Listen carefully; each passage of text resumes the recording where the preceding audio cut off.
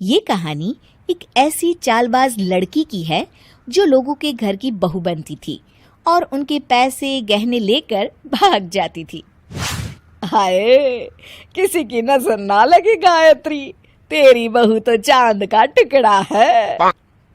वो तो है, आखिर मेरी बहू मुंबई की रहने वाली है, ऐसी वैसी नहीं है।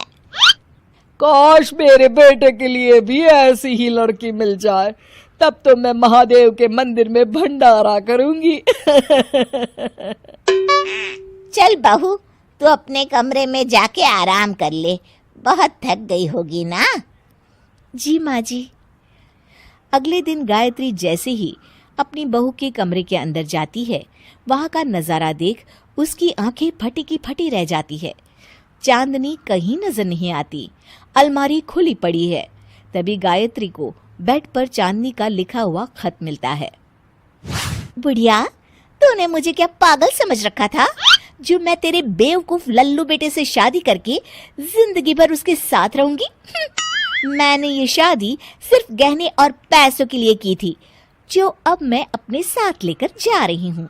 मुझे ढूंढने की बेकार कोशिश मत करना। आपकी प्यारी बहू चांदनी। हाय, मैं लुट गई, बर्बाद हो गई। मेरी बहू तो धोखेबाज निकली, रातों रात मेरे गहने पैसे लेकर भाग गई। हाय, मेरी तो नाक कट गई। अब मैं लोगों को क्या मुंह दिखाऊंगी? अरे तुझे तो मैं कभी नहीं छोड़ूंगी, कसम है मुझे मेरी माँ की। मैं तुझे पाताल से भी ढूंढ निकालूंगी चांदनी। जय भद्रकाली। दूसरी तरफ चांदनी रेलवे स्टेशन पर बैठी पैसे गिन रही होती है। तब चांदनी का नकली भाई कहता है, ये दुनिया ना एक सुपरमार्केट की तरह है। जब तक इस मार्केट में सुंदर बहू की डिमांड रहेगी, तब तक हमारा बिजनेस ऐसा ही चलता रहेगा। लड़के की शक्ल चाहे राजपाल यादव जैसी ही क्यों ना हो, लेकिन बहू तो सबको दीपिका कैटरीना जैसी ही चाहिए। अब मैं चली दिल्ली अपने अगले शिकार की तलाश में। इस तरह वे दोनों अलग अलग शहरों में जाकर लोगों को बेवकूफ बनाते और उनको ठग लेते। देखो माँ, मैंने अपनी शादी का इश्तिहार अखबार में दे दिया है। अब तुम देखना, तुम्हें एक सर्वगुण संपन्न बहू मिल जाएगी। तभी दरवाजे की घंटी बजती है।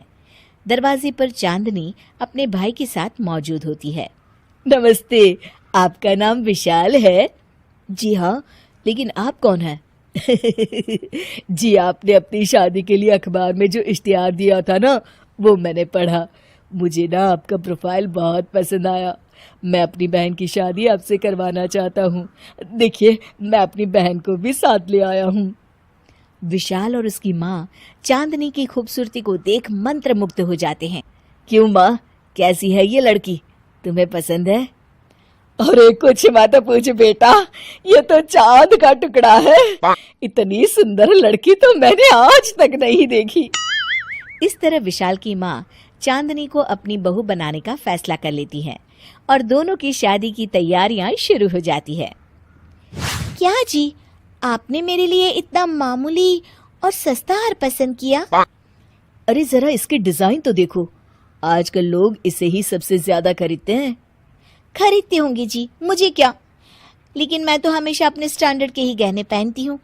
आखिर शादी में लोग मुझे इस मामूली हार को पहने देखेंगे तो क्या सोचेंगे? अरे क्या बहू, जब से मामूली मामूली लगा रखा है। ये पूरे 2 लाख का हार है बेटा। लेकिन मुझे नहीं ना पसंद, रहने दीजिए। आप लोगों ने तो शादी से पहले ही कंजूसी दिखाना शुरू कर दिया। शादी के बाद पता नहीं मेरा क्या होगा। भैया, मुझे ये शादी नहीं करनी। विशाल की माँ मन ही मन बड़बड़ाती है। अरे बड़ी मुश्किल से मेरे बेटे के लिए लड़की मिली है, वो भी इतनी सुंदर।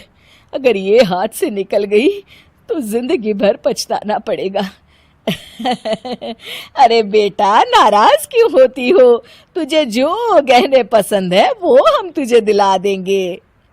आखिरकार चांदनी के पसंद के सारे गहने खरीद लिए जाते हैं। ये दोनों माँ बेटे तो बड़ी आसानी से मेरी बातों में आ गए। अब कल ही हम यहाँ से 9-2-11 हो जाएंगे। ओह, मैंने तो ट्रेन का रिजर्वेशन भी करवा लिया। अगली रात चांदनी सारे गहने बैग में भर के जैसे ही घर से बाहर निकलने लगती है, तभी हॉल में लगी ट्यूबलाइट जल उठती है। अरे, ये लाइट किसने जलाई और ये दरवाजे पर इतना बड़ा ताला किसने लगाया है? मैंने लगाया है। अचानक गायत्री को सामने खड़ी देख चांदनी के होश उड़ जाते हैं। क्यों रे चोटी कहीं की, तुमने क्या सोचा? तो इस बार भी सब कुछ लूट के चली जाएगी है? हमें तो तुझ पर पहले ही शक हो गया था।